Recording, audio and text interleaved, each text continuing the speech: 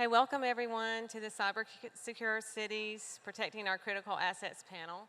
I'm Vicki, Carleton, Security Architect at Southern Company. At Southern Company, we understand that the energy industry is rapidly evolving due to technology advances and changing customer preferences. That's why we're at the forefront of innovation and engage with legislators and regulators to advocate for a comprehensive national energy policy that includes both cyber and data security that will benefit our customers and the communities we serve. Today's business climate makes cyber and data security an essential part of every company's DNA. At Southern Company, Accenture, and Cisco, we will be discussing how to protect a company's data, their critical assets, and best practices for enabling innovative solutions in a responsible, value-driven, and customer-centric way. So joining us on the panel today are Jim Haskins with Cisco, Lalit Ahluwalia with Accenture, and Jarell Mikell with Southern Company. In a moment, I'm going to ask them to introduce themselves. After that, we will begin our Q&A session, and that will be followed by a time for you all to ask your questions. So Jim, will you get us started with the intros? Sure. Good morning, everyone. My name is Jim Haskins, and I'm a part of Cisco Systems Smart+Connected Communities team. And I'll kind of emphasize that it's about communities, not just cities. Hello, everyone. This is Lalit Ahluwalia, part of Accenture and responsible for our public sector and higher education security practice within North America. And as you can imagine, part of the responsibilities include working with a lot of states, cities, counties, to help them with security programs. So glad to be here and participating in this event. Yeah, good morning, everyone. My name is Jarell Mikell. I'm with Southern Company, and I'm responsible for our security, architecture, and engineering at the organization. And we're part of the larger technology organization in the company, and we work very closely with our business partners in terms of smart cities, enabling that within the company, and doing that in a manner that's reliable, that's secure, and at scale. And I think one of the things I would like to add as well is what we have seen is a huge uptick in smart city initiatives and projects within the company, and R&D efforts. And over the last couple of years, that growth is definitely, we've felt that impact from a cyber perspective in terms of some of the opportunities and challenges that exist there. All right, thank you all. So the first question that we're going to start off today with is, what is the current state of cybersecurity as it relates to smart cities? So jump on in. Okay. So, we come to these events and we talk about smart cities, and it strikes me, I don't know if you all agree, but it strikes me that we get the line of business and the city manager or mayor, and we talk about all the bright, shiny objects. And we got all excited about the opportunity, the potential that exists. And then we go in and talk to the CIO and CTO. And it doesn't always happen this way, but often it's like, are you kidding me? You want me to deal with an exponential growth in the number of devices and things that are going to be deployed and that I need to manage? And how much of an increase did I get in my budget and the number of people that I have in my IT staff? So that's probably not the answer you were looking for, but big challenge. That's the reality of the situation, is that we're talking about an exponential growth in the number of things, and the paradigm that we have for managing those is going to have to shift. Now, I agree with that. If I were to really look around, and obviously I've had been working with a lot of different cities in North America itself, whether it's San Francisco or LA or New York and others, and everybody wants to be a smart city. And the question really comes, are we cyber safe? And that's the big question for everyone out there. The current state, what I really would like to qualify, is more in an inception phase for a lot of them. Because if we were to say none of them is really looking at cybersecurity or thinking about cybersecurity, that's a false statement. They all are talking about and looking and considering that, right? But based on the resources that they have, based on all the different factors combined, are they at a place where what they really think should be done are able to do? Probably not, because sometimes the business wants them to move faster than what they're really looking for. So look at smart metering systems or the traffic light systems. They have to deploy that. And it's not the problem with the smart cities, what they really want to do. Sometimes really the challenge comes with the manufacturers and the vendors and stuff. Are they at par with everything that they really want to supply? It's the same thing with the biomed security, like out there, if like biomedical devices, your heart transplant devices and other things, the same thing. Manufacturers have been working on this for years, and they want to roll it out as soon as possible, and now you don't have infrastructure to kind of support it. On top of that, you're also looking at like something that's been existed for decades.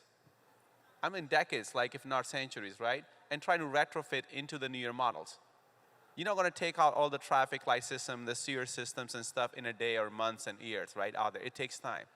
But then you also want to really add on the new layers with IoT devices and the digital devices and everything. It takes cycles. So what I really want to call it inception stage means you're thinking about it, you're really trying to do something.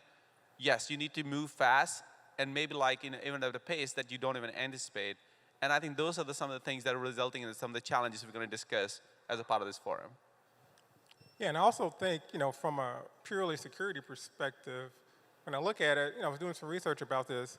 I was reading that roughly 1.3 million people a week are moving into cities across the world. So that means by 2040, 65, 70% of our world's population will be in urban centers, city dwellers. And with that, you're going to have a concentration of resources, a concentration of people, concentration of economic development, and cities are going to have to operate at scale and be very optimal in terms of how they manage resources and do it in a manner that's safe and secure. But from a cyber perspective, to facilitate that transformation, you really are looking at a massive communication infrastructure that has to be built. You're looking at millions, arguably billions of edge devices that have to be interconnected. So, in our world, we call that, like an attack surface that you have to defend. So, you try to make that as narrow as possible, but that is a very large surface that you have a lot of interconnectivity. So, in cyber, we have to think about how do we enable that connectivity, how do we enable those services at scale, but do it in a manner that's safe, that's secure, and that pretty much is at machine speed.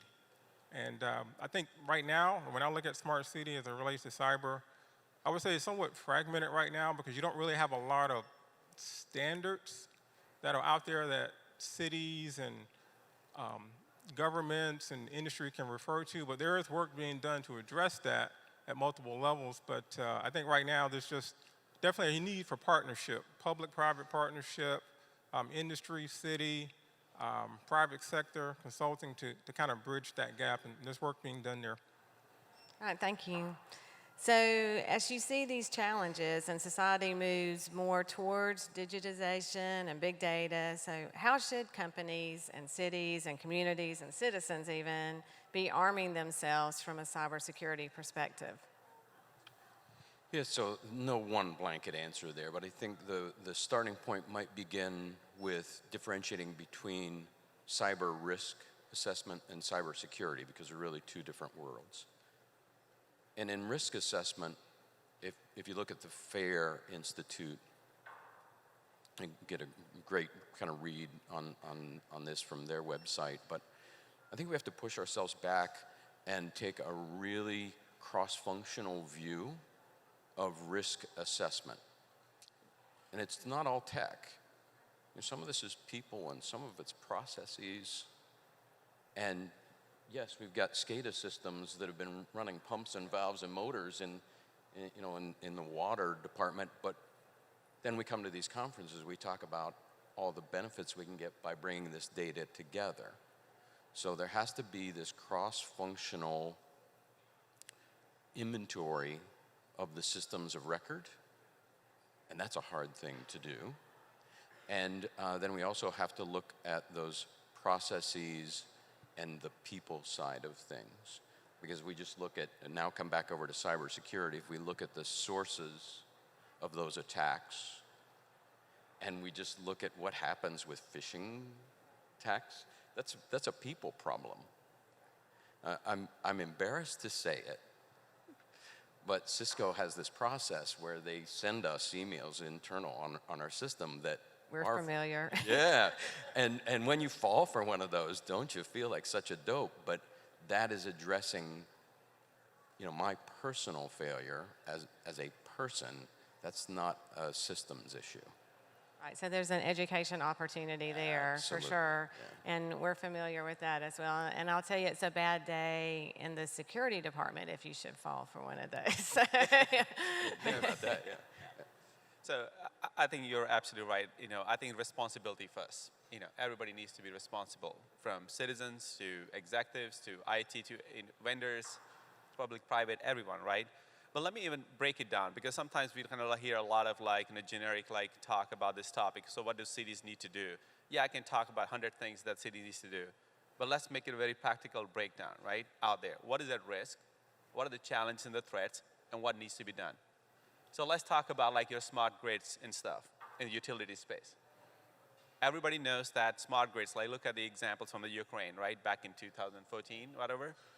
And even now, you can easily, penetrate if you want to. Why?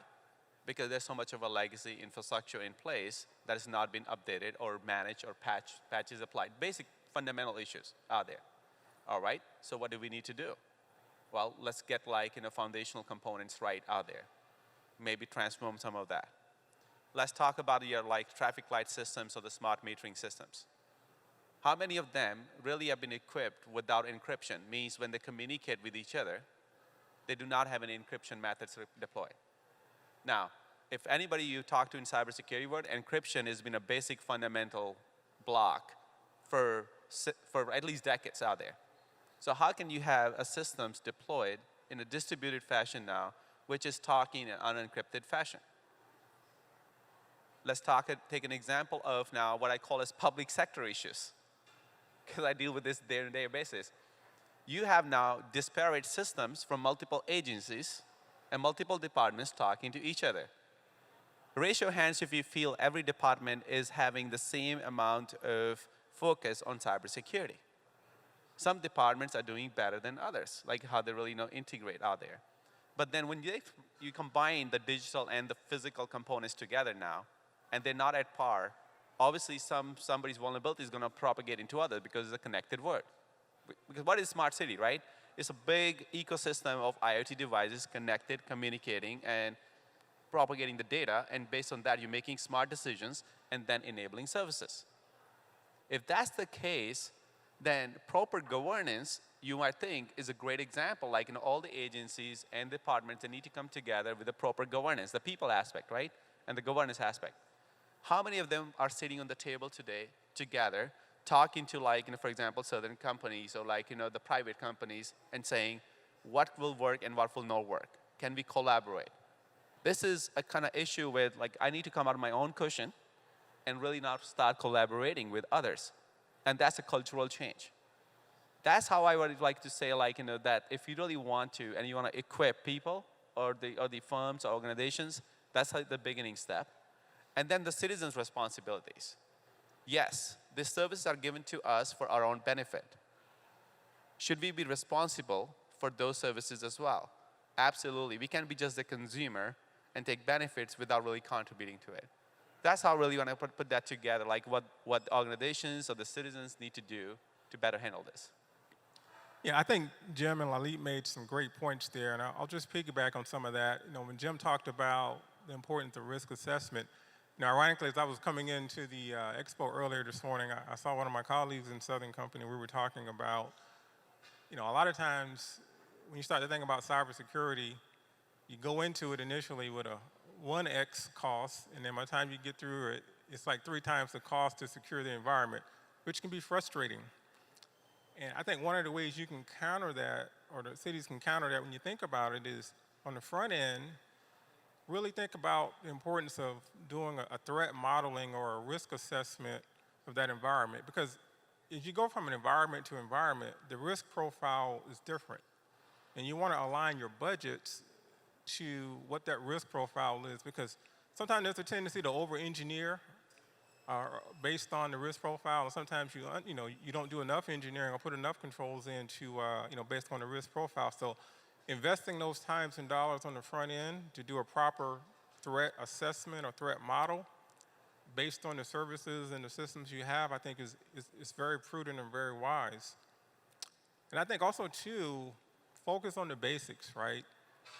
There's a tendency to want to get to the bleeding edge or the long tail of doing cyber, whereas 80–90% of your problems can be resolved by doing those basic blocking and tackling items. And take a basic framework like the NIST, like National Institute of Science and Technology framework. Focus on identify.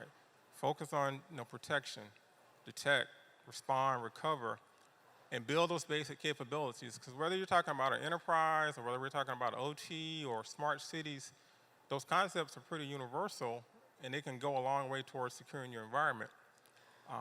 And then finally, I'll kind of leave it with, when I think about what you can do as well, is break it down into more logical pieces. So when I think about a smart city environment, I think about you have a sensor layer, right? Where you got your parking sensors, your traffic management sensors, audio detection devices. Focus on how you can secure there, right? Doing things like basics. Don't have default vendor passwords on your systems that are there. Then you step up to the communication layer. That's that infrastructure that these sensors ride on and communicate back to the central points of communication. Your network, firewall, proper segmentation is important. Because segmentation, I call it a lot of times, it can help you win. It reduces that blast radius impact, meaning that I have something that occurs, something may happen, but I can quickly localize it and recover from that incident in a timely manner. Very similar to how we design our power grid, for example. I mean, we have faults and issues all the time, but they're pretty isolated and we can quickly recover. You want to take that same approach with cybersecurity. You step up from communication layer to that data layer, right? The data analytics, the databases, those type of things. Once again, those basics, encrypting the data, proper access control, making sure you have some good policy around need to know who needs to have access to that data. You have the right regulatory frameworks and privacy pieces in there. And then finally, that last layer is the application layer. And whether you're talking about an AMI system, a traffic management system, a wastewater management system, application security management at that layer to kind of deal with and securing the application. So if you start to break it down, sensor, communication, data, application, and start to build that maturity along those different layers, you can go a long way, start trying to, kind of eat the elephant a small bite at a time. Because it can be overwhelming when someone comes and say, hey, I'm interested in smart city technology, and it's thousands of sensors, massive, diverse, pervasive communication network. How do we secure this? You have to put a framework in place to tackle that problem. I think just to kind of round up this thing, both Jim and Jarell brought up a very good point about risk assessments, right? And we do talk about that risk assessment a lot. But why is a question I always ask the firms. Why do you want to really do it, right? In the sports analogy, I'm pretty sure if kids or you played baseball or football, what do your coaches tell you? Always prepare for when the ball comes to you, what you're going to do. That's how you become smart at playing those sports out there. Same thing, the risk assessment basically enables you with that IQ of what you're really going to do when something hits you. What's really at the risk and how you're going to mitigate. That's very important. But also really not taking some of the basic things. If you have operate in the IT world, do you ever see any applications being rolled out in production without being properly tested? Probably like a bad policy or rule, right? If you really ever do that, and you're going to get dinged for that. But in smart cities, how many times you roll out those IoT devices without being tested? Or without being is this certified or not, even checking those checklists? This is very fundamental questions and SLAs that you really need to kind of apply. And as Jarell also said, lack of standards, the laws and regulations, which really doesn't standardize. Maybe once they are there, then instituted, then everybody would start following those. But lack of that and lack of the basic hygienic measures, I think that will contribute, or it keeps contributing to those factors too. Thank you. So how do we go about, we've seen these challenges and everything, so how do we go about protecting our most critical assets? So let me kind of tie that back into this conversation we've got going on. So we went from cyber risk assessment down to knowing what the basics are and taking care of the basics. And I'll come back to my earlier comment about the exponential growth that we're going to see. So when we get to the data, first I'll steal a phrase from my peer, Mike Grigsby, which is, if data is the new oil, we have to know how to find it, how to extract it, how to refine it, and then how to distribute or share it. And if it's the new oil, it's valuable. And that's the stuff that we're trying to protect, right? That's the risk, is stealing of the data. Obviously, taking control as well. But I think if we fast forward for a moment, we think about the volume, the variety, the velocity that we're dealing with in all of these systems.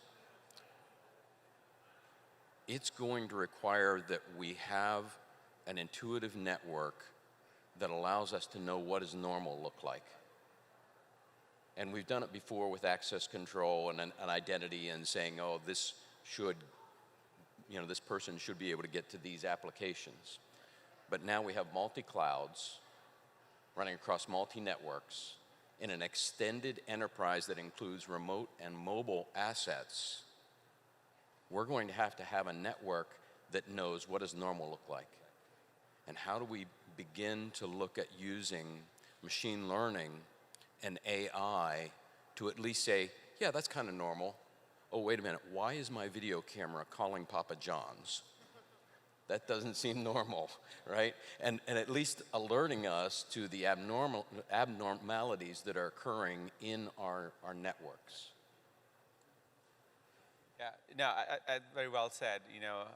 If now you're really asking what's the solutions, right, that you can really apply, let's identify again what's at the root of this problem set, right? What is really causing or making this situation or challenge or complex one? One is the convergence of digital and physical, right? You probably dealt with IT systems in its isolation, and now you're talking about operational technology, which also has physical elements. You bring them together, and traditionally, you might have secure maybe your digital assets, but physical assets been lagging behind, and in some instances, vice versa, out there. So if that's the case, how do we really kind of counter that? By really bringing my physical devices at par with what the digital standards should look like, and also applying the digital hygiene or security hygienes in there. The second factor, which I call as a root cause, is kind of really now we're bringing the legacy systems integrated with your new modern digital systems. So the clouds and the IoTs and stuff, I call as the latest and the greatest branding of things. And now you have legacy systems, because how the smart cities really work, they're really bringing the systems that have existed, like your mainframes even in some cases, or the old system, traditional systems that are now operating and exchanging data. Are they really now at par, in terms of communication, in terms of how they're exchanging data, are they securing? Really, let's peel that layer and start securing that layer as well out there. On top of that, as I said, you're talking about now multiple agencies. And when I say multiple, in this case, the ecosystem is very interconnected. Mm-hmm. How do all these agencies going to start coordinating with each other? How are they really going to bring the private partnerships in the play, because these companies or agencies are not just operating in isolation, that Department of Public Safety can independently do something with the Department of Public Health. No, they are interacting. But also they're interacting with the private partners, such as Southern Company or the Ciscos of the world out there. How do I really bring them into the game plan and make sure that everybody understands their part? Again, going back to the governance and responsibility metrics out there. But again, the more important one, are my citizens educated about it? Because ultimately, what you're really doing this for? The end users. Who is the end user in this mix? The citizens. What have we really done to educate them and really bring them up to speed? If this is enabled, this is your responsibility in the mix as well. City of New York just launched their mobile app security, which is free for all the citizens. You can basically download that on your mobile phones. It's kind of empowered by the technology, which is very easy to install out there. So technically, you're really going and making sure none of the malwares, if they're attacked on your mobile phones, it prevents you from doing that. And it's free to all the citizens. But they kind of like made like a campaign about it, like citizens were made aware of it, and LA is trying to do the same, San Fran is trying to do the same. Those things are happening, but they're happening fast enough is a question we should be asking. So these are like some of the solutions besides security risk assessments, the basic hygiene, encryption, proper access control, which obviously we know, right, out there that exists. Yeah, I'll add a couple other things with that is, another thing we kind of constantly see come up is, I guess you can call it supply chain security, because you get a lot of these devices that you're adding onto the network, and these devices, let's be honest, right? Smart cities, these are pretty smart devices that have pretty robust computing power and capabilities. But you're always asking yourself, is this device itself secure? So looking at technologies that can validate IoT firmware, making sure that it hasn't been manipulated or it hasn't been compromised, having a process for that is important, because once again, you're trusting that edge device is secure. So you need to have a process in place to kind of account for that. I think another thing, and this is something we've done at Southern, like within our environment, and we're looking to push it even more into the organization, is this concept of continuous controls like validation. Because there's always a tendency, like when you have a project, hey, day one, we're secure. It's like a balance sheet. I have a lot of money in, current assets this day. What about day 180? What about day 365? So to Jim's point, these problems, you can't really solve them just with people. You're going to have to rely on software. So you want to have software or systems that, I would call it continuously do breach and attack simulation or continuous control validation, because you have to constantly assess these environments to make sure that you don't have config drift, or you don't have new vulnerabilities or just negligence that's opening up security issues within your environment. So I think that's something else you can do, that it doesn't require a lot of manpower. You leverage software to do that at scale, which is almost required when you start thinking about a diverse and a massive smart city environment. And then finally, too, I would encourage cities to look at, Lalit was telling me some of this exists. I don't know a lot about it, but, in the energy sector, we have what's called the EISAC, or in the financial industry, they have the FSISAC, but these information sharing organizations where, I think earlier, the CIO of Atlanta talked about it, it's very difficult to try to marshal the resources to tackle these problems. So working more in a collaborative way across the industry, across the country, to help cities take on best practices, lessons learned, and so you don't have to recreate the wheel. I think that would be a great idea, because I'm not aware of a lot of that's going on, but I think a lot of organizations and municipalities could benefit from that. So it's the MS ISAC, the multi-state ISAC. Also, there are forums such as NASCIO, the National Association of State CIOs, and even NGA, the National Governors Association. They kind of promote bringing a lot of public sector entities. I think one of the things that I did highlight earlier was probably, if I look at across the ecosystem, usually the state CIOs and CISOs and executives really come to those forums, but the contributing factors are really going to be the agency holders. So Department of Public Safety or Department of Public Health or emergency management systems. Usually those executives really don't come together in that kind of forums, and we need to be promoting more and more of those collaborative forums as well. And I'll jump on that if I may and say here, because we have made it easy to deploy some smart cities IoT solutions. So for a line of business to go out and just slap up a video camera and run some analytics in it and have it transmit back over cellular, to deploy that's pretty easy. But then how we go back and do some assessment of that, some validation of it is a different story, and we have to get the line of business working with IT and security to look at this whole connected communities infrastructure. Right. So part of this discussion is reminding me, we were talking about devices and encryption of that old Ocean's 11 movie. I think it's Ocean's 11. Where Or was it 12? Oh, one of those, yeah. Where, maybe it's 7, I don't know.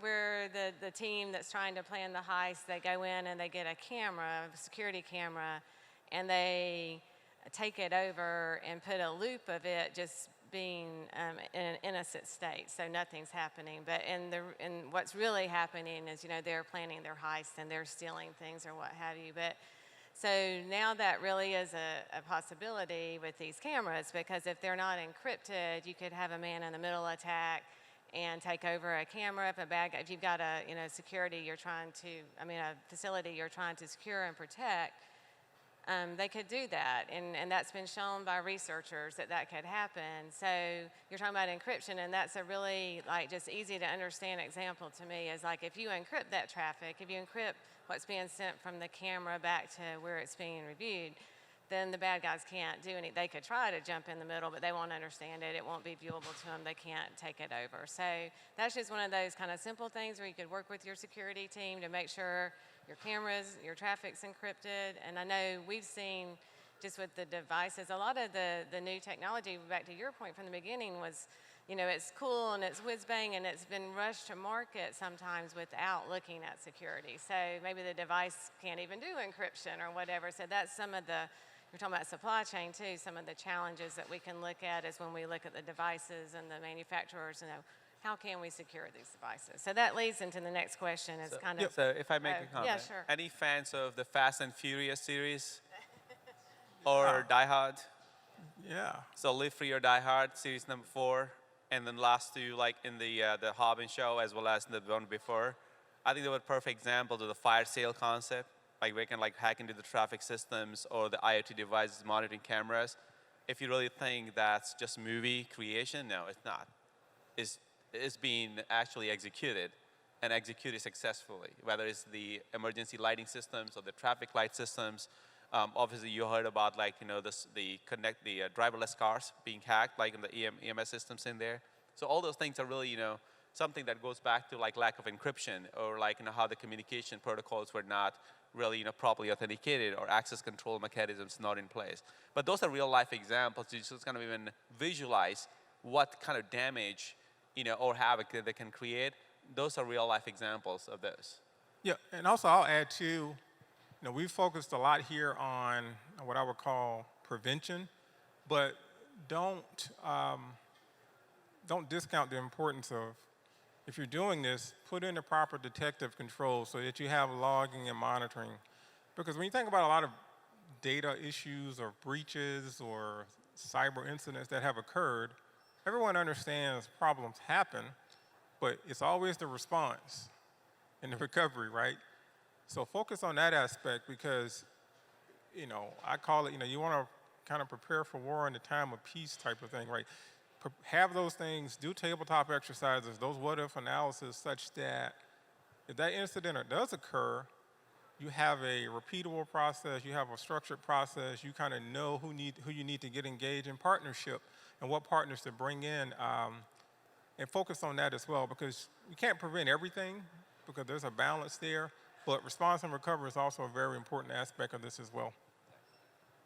All right, so we have a few minutes left, and we want to get to your questions as well. So does anyone have questions? Might need a mic.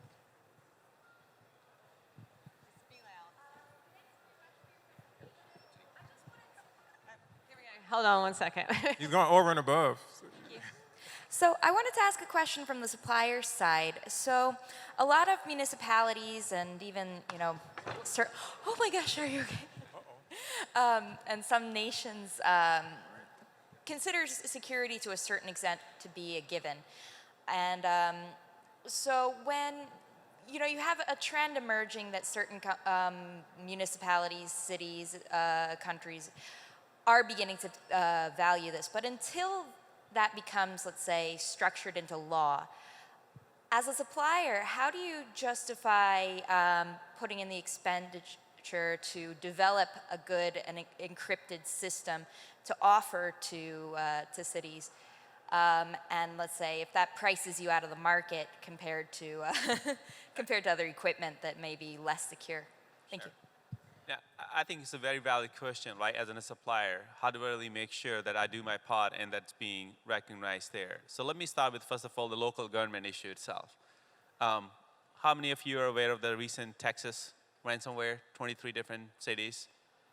got hacked into very organized, which is obviously city of Atlanta and city of Baltimore and others you kind of heard, but the recent one was the Texas.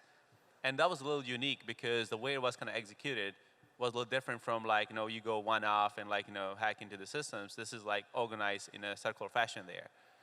And part of the reason in the local government, what we really call is they have very fundamental issues. Fundamental issue like open network. All you need is access into one vulnerable like location, and you now have access to the whole field. There's no segregation. And of course, like, if you really go into municipalities and the counties and the smaller cities, look at like, how much staff and resources they have to really even counter that. But then coming back to like, what they really can expect, absolutely the suppliers can play a big role by playing, hey, the devices and everything, the supplies that I'm really providing you have been secured to certain specifications out there. Because many times, I will take another example of biomed security. In healthcare space, the biggest buzzword right now is the biomed security. Everybody wants to roll out all those, remote monitoring devices or health check devices or the pacemakers and everything. But in order to really do that, I also want to make sure they're secure. But then the way that you can be secure is by applying the fundamental regime, where I make sure like everything goes against the specs, applying regular patches, making sure like that is being communicated properly with the secure communications. I think that's like a big thing. As a messaging though, I think this is a true differentiator for suppliers now to make us help. That while other suppliers will come and they're only going to really provide you a device which is functional, I'm going to provide you something which is secure and functional. So think of this like a long-term investment which everybody really wants to go.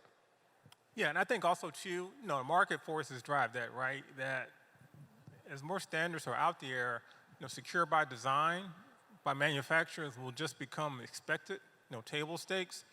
And if you're not, pushing that or incorporating that into your product, I think the market itself would force you to reconsider that. And I'll say that we're trying to balance innovation and security. That's the reality, right? And so we all want to move fast and innovate, but we have an obligation.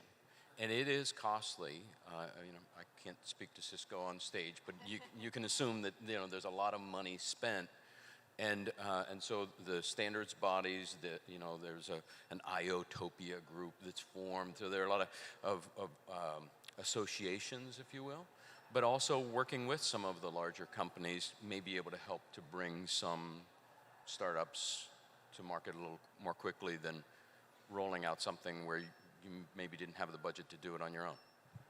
Okay, well, we are at the end of our time today. We thank you so much for joining us, and please join me in thanking our panelists.